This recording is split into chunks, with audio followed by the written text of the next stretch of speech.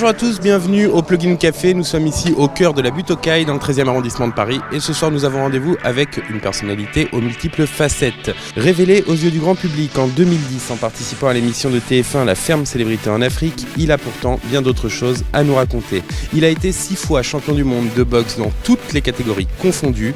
Il est aussi humoriste, comédien, bientôt à l'affiche d'un film événement justement. Un verre avec Farid Kider, suivez-moi.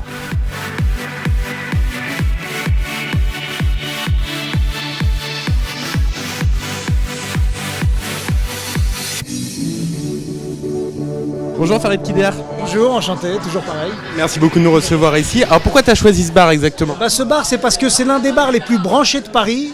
C'est-à-dire, c'est le plugging, c'est le bar tendance. Ce qui est bien, c'est qu'il y a un vrai brassage de culture. On trouve de tout, des punks, des rastas, des machins. Et j'aime beaucoup cette ambiance qui reflète Paris en fait. Voilà, on est dans le 13e. Et le plugging, c'est Paris, c'est la banlieue, c'est la mixité, le partage, le mélange de cultures et c'est vrai que quand on vient là, on se retrouve parce que les gens sont gentils et ils sont vrais. Et en plus, c'était la butte aux Cailles, quartier que je ne connaissais pas parce que ça fait pas longtemps que je suis à Paris, donc tu me fais découvrir. C'est un quartier que t'aimes bien, toi ? J'adore la butte aux Cailles, c'est un quartier très vivant. Très vivant, et puis les gens sortent beaucoup, malgré les événements qu'on a pu voir il n'y a pas longtemps. La différence d'autres endroits, Paris, le 13e, la butte aux Cailles, tous ces endroits branchés, ça bouge encore et je suis né pas loin. Et puis et d'ailleurs c'est ici que j'ai grandi, où j'ai passé une partie de mon enfance avec Driss d'ailleurs qui est le patron de cet bel endroit, le plugging. Justement, ton enfance, ça ressemblait à quoi ? T'as grandi ici, donc pas loin ? Je suis né dans le 13e, je suis pas resté très longtemps, mais après je suis parti sur Orly. Et à Orly, c'est là où j'ai fait mes armes, entre guillemets, quoi. C'est là où je me suis forgé, où j'ai commencé la boxe, mon travail d'éducateur. Alors ça, je voulais qu'on en parle. T'as été éducateur pendant 15 ans, c'est ça ? Plus de 15 ans, ouais. J'étais éducateur. Je m'occupais des jeunes, des quartiers défavorisés, des jeunes en difficulté, les jeunes qui ne pouvaient pas partir en vacances, leur trouver du travail, les aider socialement à se réintégrer dans la société. Est-ce que c'était important pour toi de venir en aide ? Est-ce que tu le fais encore d'ailleurs ? Après, je pense que c'est dans les gènes.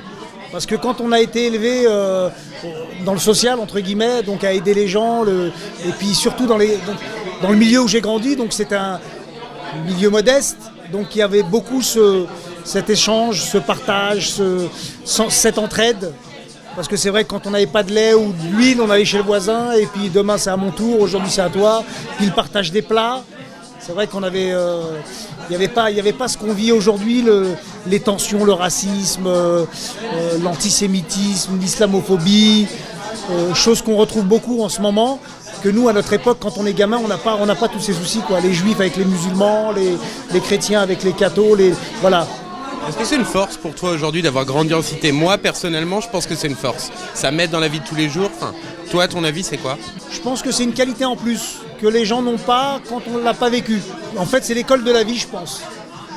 Voilà, on a grandi dans les quartiers difficiles, donc c'est un peu comme dans la boxe. Moi, je prends toujours cet exemple, c'est que dans la boxe, on prend des coups, on tombe, on se relève, on est dur au mal, on apprend à prendre des claques, à prendre des coups, et puis on se redresse, et puis on y retourne. On est des combattants, en fait. Alors justement, la boxe, 6 fois champion du monde. Tu as commencé avec la boxe anglaise, si je ne me trompe pas. Donc ça, c'est les points, c'est ça ? À la Tyson. Et ensuite, pied-point, ce qu'on appelle la boxe française, le kickboxing. Et puis j'ai fini en boxe thaï en 90, je crois. Et le full contact aussi ? Et le full contact. Et le muay thai ? Exactement. Beaucoup de disciplines. 6 fois champion du monde, c'est un record, ça, en France, dans toutes ces catégories. Je suis le seul Français au monde à être titré dans toutes les disciplines pied-point. En boxe thaï, en boxe française, en kickboxing, en boxe anglaise, etc. Le seul terrien à l'avoir fait. Bravo. Ouais, merci. Et on ne parle pas des titres de champion d'Europe, de champion de France. Ça compte pas, ça. Ça compte, ça, mais il y en a trop, je les ai pas appris par cœur, tu vois. Ouais, ça c'est cadeau. Qu'est-ce qui t'a donné envie de commencer la boxe ? Je pense que c'est...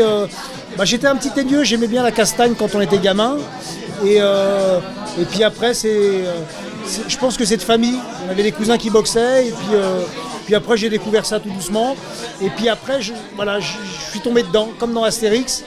Et on y reviendra. On y reviendra, ouais. Et c'est devenu une potion magique pour moi, et ça a été mon moteur. Et puis j'ai fait le sport-études, je suis rentré à l'INSEP en équipe de France. Et puis j'ai pu lâcher jusqu'à 2012 d'ailleurs. 2012, c'était la fin, c'est ça? C'était la fin de mon dernier combat. Ouais. Il y en aura peut-être d'autres.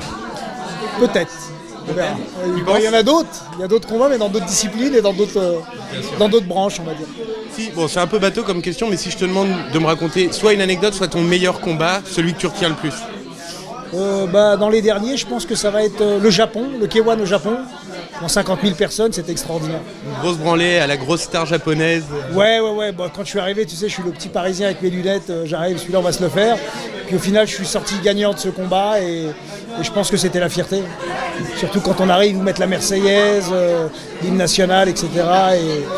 Et c'est surtout cette foule, quoi. Quand on met un coup de poing, on entend de l'écho. Là, c'est monstrueux.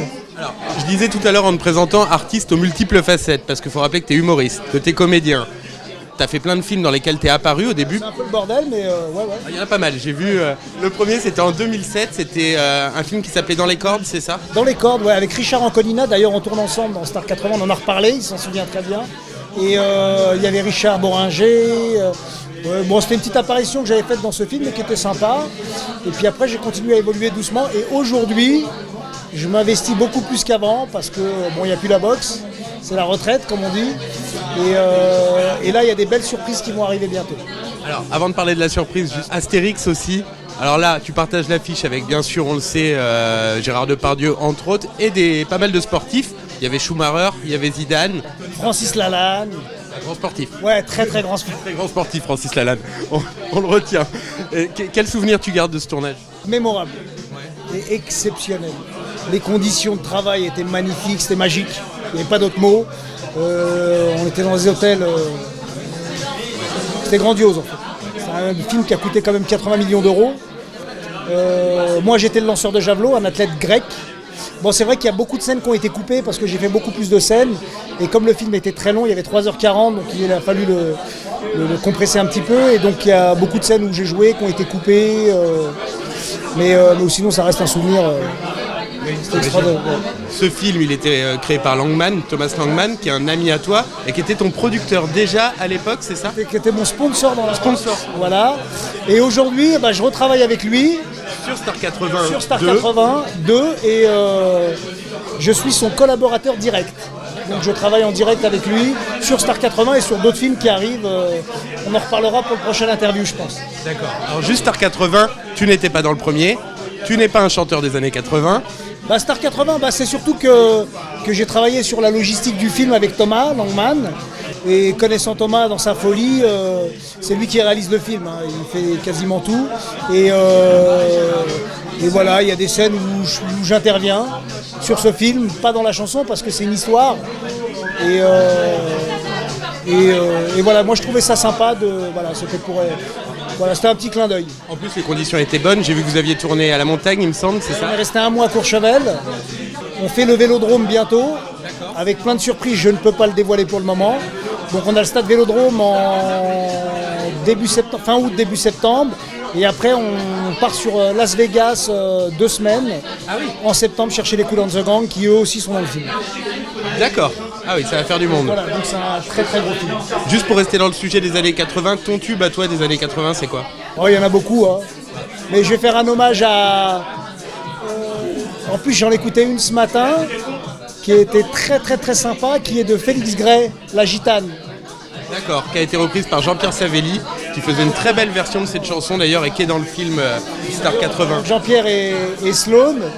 On parlait de leur tube aussi qu'ils ont fait. Ah oui, Besoin de rien, envie de toi. Besoin de rien, envie de toi. Oui, besoin de rien, envie de toi. Musique, et de personne. Voilà. J'aime beaucoup et on est copains. Et Jean-Luc Lahaye, qu'on n'oublie pas d'ailleurs. Qui revient dans ce film. Voilà, qui revient et qui est aussi dans la tournée Star 80. Alors je disais, multiples facettes, écrivain aussi, tu as écrit ton autobiographie. J'ai écrit mon premier livre, d'ailleurs il y en a un deuxième qui va être préparé bientôt, je vous en dis pas plus. Mais le premier qui a pas trop mal marché, qui s'appelait One Room Show, les rounds de ma vie, pardon. One Room Show, c'est mon spectacle. Et on y vient après. On y vient après.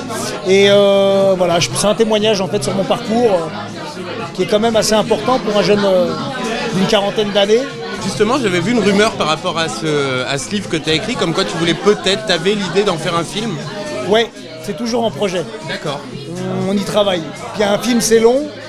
Donc on travaille dessus, toujours. J'ai une équipe avec qui je travaille, de réalisateurs avec qui on est dessus. Et donc les projets sont bons pour le moment.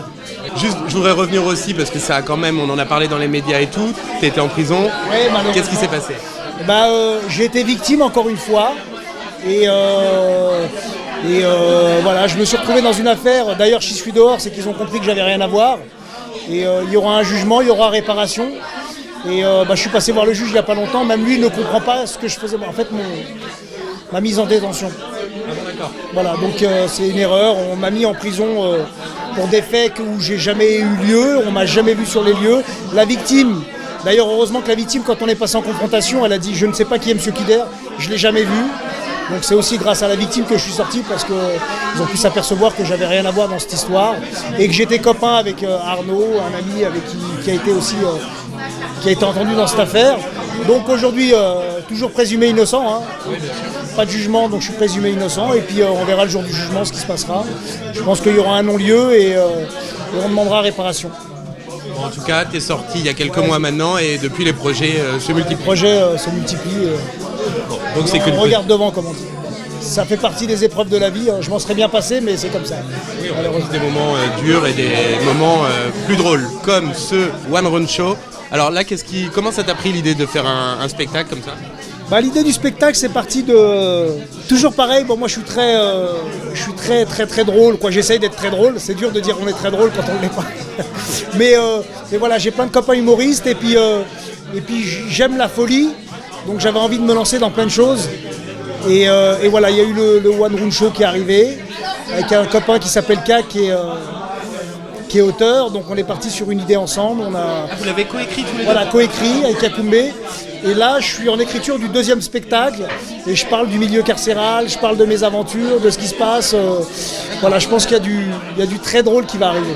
Donc finalement, le milieu carcéral, j'imagine que tu as eu le temps de réfléchir aussi à des idées. Non, mais j'ai surtout eu le temps d'écrire. D'accord. En 6 mois, on a le temps d'écrire plein de choses. J'imagine. Bon, écoute. À la vôtre, à ceux qui vont nous regarder, à la tienne. À la tienne, merci beaucoup de nous avoir reçus et puis plein de bonnes choses pour la suite. Merci beaucoup, à très vite.